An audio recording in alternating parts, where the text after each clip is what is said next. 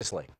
Article in Forbes magazine about how prior to the GOP tax scam, see, you'd think we'd get stuff like this for ourselves, right? I mean, you know, before Reagan became president, you could deduct from your federal income taxes credit card interest. In fact, you could deduct any kind of interest, car loan interest, any interest payment that you made, you could deduct it from your taxes. Now, it's only mortgages. Unless you're a corporation, in which case you can deduct all interest, right? Isn't that sweet? Well, similarly with equipment, corporations typically have to time it. You know, they have to what's called amortize it, spread the cost of it over a period of years, and then deduct how much it's depreciated in value. It's called depreciation. And what the tax scam did is it changed that for jets. I doubt this is a provision in the Republican tax bill that was put in by somebody who works at General Motors, talking on the line, or, you know, some coal miner from West Virginia. No, this was some guy who owns a private jet and wants to buy a new one. So now they can fully depreciate their private jet in the first year. They can write off the whole thing. And guess what? They're doing it. Meanwhile, the Brett Kavanaugh nomination rolls along, but you have over 200, I believe it's 260 plus women from the Yale Law School, where Brett Kavanaugh went, signing a letter saying, no, this is an emergency. This guy is bad. He's bad for American society. He's bad for women. He's bad for children. He's bad for the environment. You don't want him on the Supreme Court. These are his Yale Law School peers. But now another one has come out.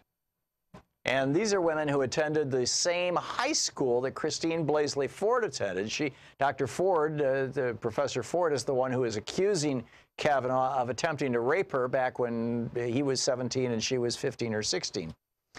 And, you know, these women in their letter say, we believe Dr. Blasey Ford, and we are grateful that she came forward to tell her story. It demands a thorough and independent investigation before the Senate can reasonably vote on Brett Kavanaugh's nomination to a lifetime seat on the nation's highest court.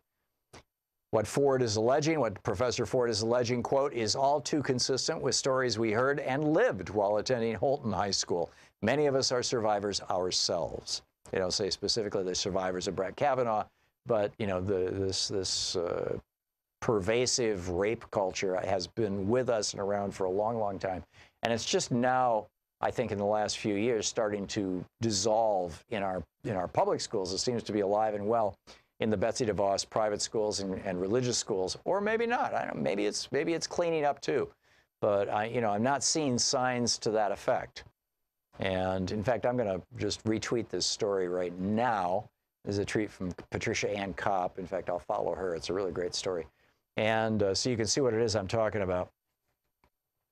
Different drummer over at Democratic Underground says from his Facebook page, or her Facebook page, I don't know which, says, I will not work together. This is Democrats who are, and there's a few of them, who are saying, I'd like to work together with the Republicans. We can get something done. I will not work together to privatize Medicare. I will not work together to cut Social Security. I will not work together to end Medicaid. I will not work together to remove civil rights from anyone. I will not work together to destroy marriage equality. I will not work together to deny health care to people who need it. I will not work together to increase the profits of the insurance companies. I will not work together to deny medical coverage to people on the basis of pre-existing conditions.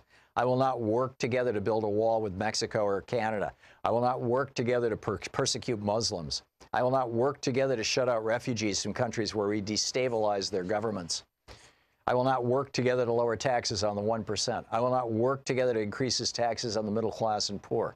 I will not work together to help Trump use the presidency to line his own pockets and those of his cronies. I will not work together to weaken and demolish environmental protection.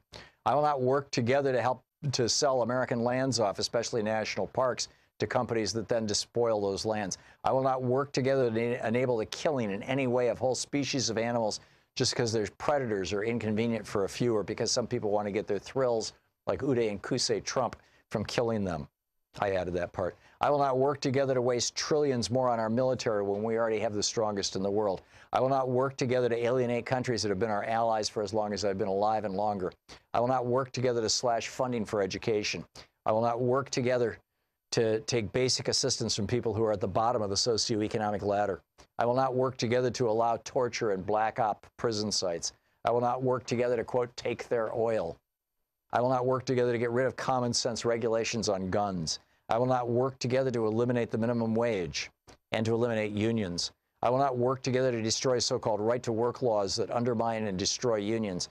I will not work together to suppress scientific research, be it on climate change or fracking. I will not work together to increase the number of nations that have nuclear weapons. I will not work together to put even more big money into politics. No more Citizens United. I will not work together to violate the Geneva Convention.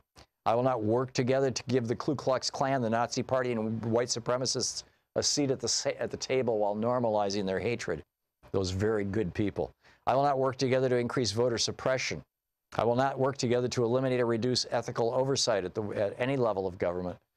And, you know, it goes on. I will not work together with 45 because I will not allow one man to feed on the fears of the populace, blaming minorities for their condition or their inability to thrive. Amen.